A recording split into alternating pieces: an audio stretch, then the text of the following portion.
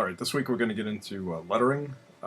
In the normal process, you do the lettering after the penciling stage because once you put the ink down, the artwork is now permanent and you have no further room to adjust your artwork to fit needed lettering. So it's a good idea to letter in the pencil stage. Now what I'm showing you is an example of lettering in the finished art stage. Now that's what stage you do it is no matter. In this particular case, it's something I wrote myself, so it was not an issue in trying to fit in the lettering. So it can either be done at this stage where we've penciled, or it can be done at the final stage. There are two different ways to letter. In fact, it can't be done at the final stage if you want to do it the traditional manner, which is doing it by hand. I'm going to cover that in the second installment of this, but this first one is going to be how the majority of the industry letters pages today, and that is digitally.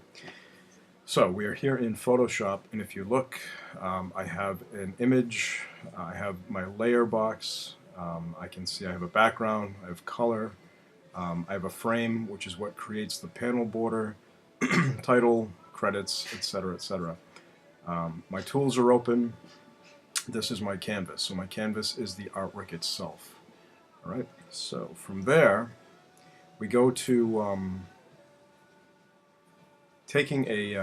going over to the layer section, and we add a layer. Now I add the layer above the frame. The frame, it's worded frame, but it would mean panel. So this is the frame itself.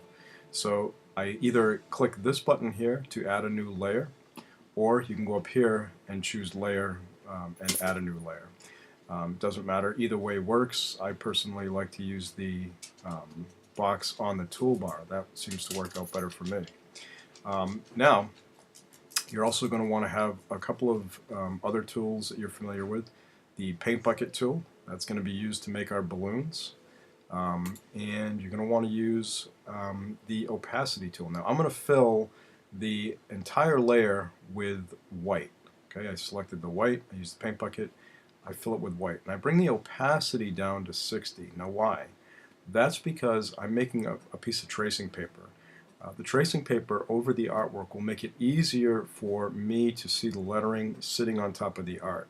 If I didn't have that, when the lettering sits on top of the black, for example in this area, I'm not going to be able to see it because the lettering's black. So by putting this piece of tracing paper down, which is the first step of this, I'm able to better see where I'm going to place the lettering. So you want to fill it with white, the entire layer, and then bring the opacity down to about 60 so that you can see the artwork underneath the white layer. Right, that's going to be a big help. Now I'm going to go over here. I'm going to choose black as my foreground color, and I'm going to go to the type tool. I'm also going to zoom in so I can see it a little bit better. And I'm going to choose my lettering style or my font choice. Now in this case I'm using a font called Anime Ace. I got this from a site called Blambot. I'm going to get into that at the end. You want to use a font that is not one that comes standard with your computer, i.e. Comic Sans. You want it to look professional, you want it to look unique. There are a couple different ways to handle fonts, including you can go to certain sites and create your own hand font, and we're going to talk about that too. So in this case I'm choosing Anime Ace. That's going to be my font. And I type in my first set of dialogue. So it's going to say, please be open, please be open. And that's going to be above the layer that has the tracing paper. It's going to be above all the artwork, and that's going to be the first bit of dialogue. So as you write your type, or as you put your text in, you want it to have this sort of balanced look. So that it starts narrow, it widens up, and then it ends narrow. So it'll create a circular motion for the type. Okay, that gives it a much more natural feel when we get to the balloon stage.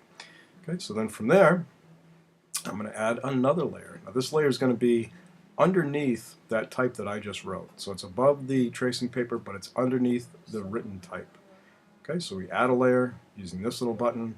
It's going to put a layer in between there. Okay, and this is where the balloons are going to come in. So from there, I go to layer, layer style, and stroke. This is going to put the line weight around the word balloon itself. Okay. Now that opens up a second box which allows me to choose the stroke size, and I'm going to make it 5 right now, and I'm going to set the position as outside the blend normal. Okay. Once you're happy with that, you click OK.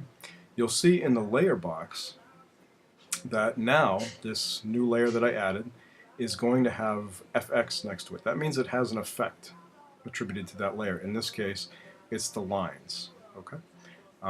That layer itself, I'm going to highlight the layer name because I'm going to rename it. Right? I'm going to call it balloons. Okay. So from there, I've renamed it to balloons. I take my elliptical marquee tool, and that is this one here, the circle. I go to, when you choose either this tool or this tool, and these are the two tools you're going to use, the polygonal lasso and the elliptical marquee tool. When you choose either one of these tools, a second option of tools comes up here. And this is the selection, selection. So you can elect which selection you want to choose. This one would be singular, this one would be additional, this one would be subtractive, and this one would be a mono of both. We're going to choose the second box. That's going to allow us to draw a circle using the elliptical marquee tool, and then it's going to allow us to add a tail using the polygonal lasso. The tail should always point to the character who's speaking. It shouldn't point right to their mouth. It should point just in their general direction. Balloons, for the most part, word balloons, float to the top of the panel. That's what makes them look more natural. So with the elliptical marquee and the polygonal lasso, we have made this particular shape with a pointer. I intentionally have it break into the area above the panel border. That looks a little bit more natural rather than if it floated down below. So push it up, it works out better. From there, simply a matter of taking the paint bucket tool and filling it. I fill it with white and it creates an actual balloon. Now you'll notice that the lettering is a little over to the side. We're going to fix that too. But and you also have the dancing ants effect. That dancing ants effect are these dotted lines that, if this was live, would be flickering. All right. So we're going to choose in the dialogue to have one word be punched. All right. In this case, please. So I'm going to take the second please, and I'm going to go up to the lettering choice, because when you click on the lettering layer, you get an additional set of tools. And we can choose regular, italic, or bold. I'm going to choose bold. So I'm going to bolden up that one word. Now, why do we do that? Because as the character delivers the dialogue, now if I make one word bold, it's going to be please be open, please be open. That's what he's saying. Okay? So as we go further in, that's what we look like here. I can go here and to my tracing paper layer, that layer I added first, and I click on the eyeball, which makes it disappear. So it still exists, so I can use it again if I wanted to letter more. But I can see what it looks like without the tracing paper underneath. So now we can see the lettering sits nicely on top of the artwork. I also repositioned the word balloon. I did that using the move tool. So I just moved the type inside the word balloon so it makes it flow a little bit better, makes it look a little balanced. What you want to do is have enough space around the words so that it's readable. Now there are a couple different ways to achieve effect. So if we did this, we have smaller words with a lot more space around the balloon. That's the sense of a whisper. So if you wanted to create a character talking really softly, you would make the words small and the balloon large. If we did something like this, that is one way to make it seem like the character is speaking in a louder tone. But also, this is harder to read because there's not the same amount of space. That space around the balloon gives it room to breathe. So this is the least aesthetically pleasing of all the word balloon styles. And it can be done if you want to use it that way, that's fine. This is a nice way to show shouting. If this guy is breaking, his words break the word balloon, it's a much bolder font. That's an effect. You can also do it this way.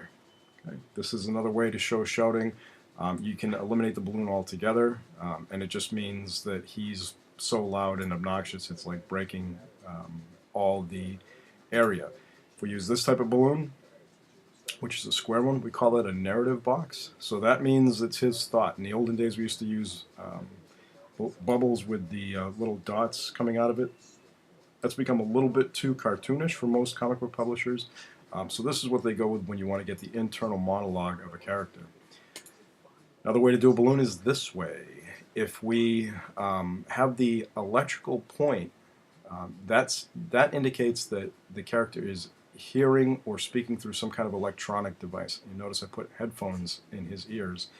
He's listening apparently to the hours of the shop as he's walking down the street. So that electrical pointer in a square box is a way to indicate a mechanic or a tin sound. Robots speaking that way, cell phone conversations, etc., etc. This is what I was talking about earlier, the old-fashioned thought balloon. We call this a thought bubble. And it's the bubble with the dots. Now, can you still use this? Of course you can. It's up to you. It's just it's slightly old-fashioned, not really in general use, but you know, it's mostly a comic strip thing. Comic strips and comic books are completely different. If we did this one, this is the addendum balloon. So what we did is we used the same exact method, but we added a second balloon using the elliptical marquee tool, and we join them so that it becomes a hesitant thought. So if he's saying, please be open, please be open, please, that gives us a delay. It also is a good idea for each balloon to carry a breath. So if the character takes a breath in between a delivery of dialogue, give him a new balloon. This would mean a slight pause. If we had something like this, it's a longer pause. So now the way he's delivering the dialogue is this. This is smaller, so that means he's saying it softly. This is larger and bold. He's saying it louder. And because we have a break, the delay is a little bit longer. So this would be akin to telling your actor to deliver the dialogue, please be open, please be open, please. Oh, come on. And that's how that would come across. So you actually get to control how your character speaks and delivers dialogue. Now, if you look at the way this lettering is placed, I use the dead part of the panel. Now, that takes experience to draw something with knowing you need area for balloons. So I didn't cover up any essential details. I didn't cover up any essential characters. I didn't cover up anything important in the background. We still get the sense that there's a hobby shop next door. We've got a little Godzilla figure and a spaceship, and this is the edge of a comic book store. We also know it's a comic book store because we have the C and the edge of an O, and we have a Spider-Man symbol. So that sells to our reader that it's a comic book store. We also know it just closed because this character here is walking out reading his copy of the comic book that he bought, disappointing our main character. So placing the balloons this way, it's a real craft. It takes talent and experience to do good lettering. Bad lettering will sink your work. Good lettering can make your work look so much more professional. Now, I talked about where to get fonts. Blambot.com is a great place. It's run by Nate Picos in Providence, and he has created a whole bunch of fonts specifically for comic books. Now, there are two types of fonts. There are F fonts and P fonts. F fonts are free. You can use them for whatever book or project you're working on, provided it's not being published by a major company. That's his restriction. Pay fonts are fonts you pay for, and you can use them for professional commercial use. So whatever you want, if you got hired by a company and you're going to make money on your project, it's a good idea to pay for the font, and then you have full license. Each font has the F or the P next to it. L fonts are a limited edition font. He doesn't tend to keep those on the site. The P's and the F's tend to stay there. And if you have any questions about whether or not you can use this particular font, shoot Nate an email. That's the best way to do it. You want to make sure that you're not violating any license agreements. All right. Hand lettering, when we